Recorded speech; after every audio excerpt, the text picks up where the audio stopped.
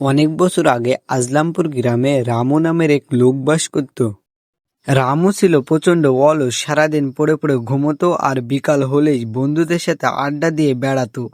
একদিন তার বউ এসে তাকে বলল, এই যে শুনছো, সারাদিন অলসের মতো বসে না থেকে কাজে যাও, বুড়ির স্কুলের ব্যাগ কিনতে হবে। আর আজকে যদি কাজ করে টাকা না আনতে পারো তাহলে তোমার মেয়েকে নিয়ে বাপের বাড়ি চলে যাব আমি।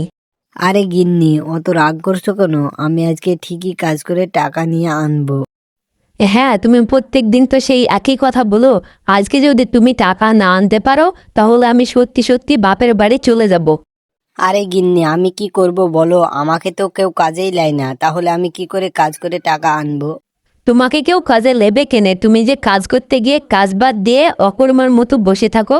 শেষ পর্যন্ত গিন্নি তুমিও আমাকে অকর্মা বলে খোটা দিলে। খোটা দেব না তো কি করব? যাও, কাজে যাও। আর আজকে যদি কাজ করে টাকা না আনতে পারো তাহলে তোমার খাওয়া দাওয়া সব বন্ধ। সেই কথা শুনে রামু কাজের খোঁজে বেরিয়ে পড়ল। রামু প্রথমেই কাজের জন্য জমিদারের কাছে চলে গেল। জমিদার বাবু, ও জমিদার বাবু। কিরে রামু, হঠাৎ করে আমার কাছে কি মনে করে? কিছু কি দরকার তোর? হ্যাঁ জমিদার বাবু, আমার একটা কাজের খুব দরকার, তাই আপনার কাছে আসলাম কাজের জন্য। শুনেছি তুই নাকি খুব অলস, কাজ কাম কিছু করিস না, তুই কাজ করতে পারবি তো? হ্যাঁ জমিদার বাবু, পারবো পারবো, আপনি একবার কাজটা দিয়েই দেখেন না। ঠিক আছে, তাহলে বড় মাঠের জমিটা কাল থেকে তুই চাষ করতে শুরু করে দে। ধন্যবাদ জমিদার মশাই, তাহলে আমি এখন যাই। ঠিক আছে, যা যা, মন দিয়ে কাজ করবি কিন্তু। তারপরে রামু সেখান থেকে জমিতে চাষ করতে চলে যায়। রামু জমিতে এসে কাজ না করে অলসের মতো বসে থাকে। সেই সময় হঠাৎ করে জমিদার চলে আসে তার কাছে। জমিদার এসে রামুকে বলল, কিরে রামু, কাজ কাম বাদ দিয়ে বসে আসিস তার মানে? তুই তো ভারী অলস ছেলে, তোর মতো অলস ছেলে আমার দরকার নেই। যা, আমার জমি থেকে বেরিয়ে যা। তাই বলে জমিদার সেখান থেকে চলে গেল।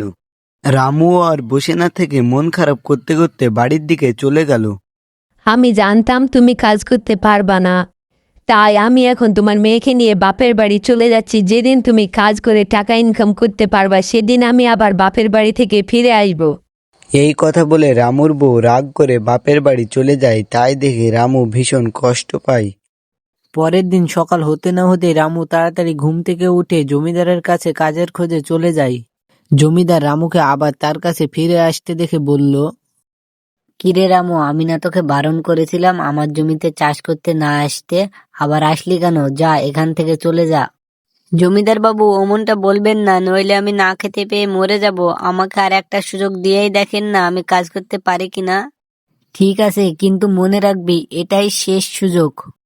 ধন্যবাদ জমিদার মশাই। ঠিক আছে, তাহলে তুই এখন মন দিয়ে কাজ কর, আমি এখন বাড়ি যাই।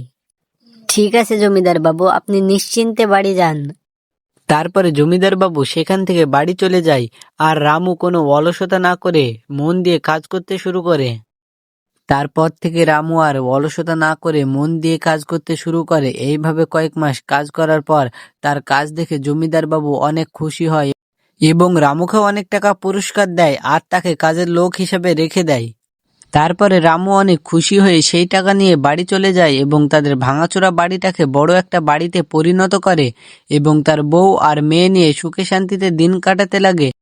এইভাবে গল্পটি আমাদের ফুরিয়ে যায়। গল্পটি ভালো লাগলে একটা লাইক করে চ্যানেলটিকে সাবস্ক্রাইব করে আমাদের পাশেই থাকুন পরবর্তী ভিডিও সবার আগে পাওয়ার জন্য।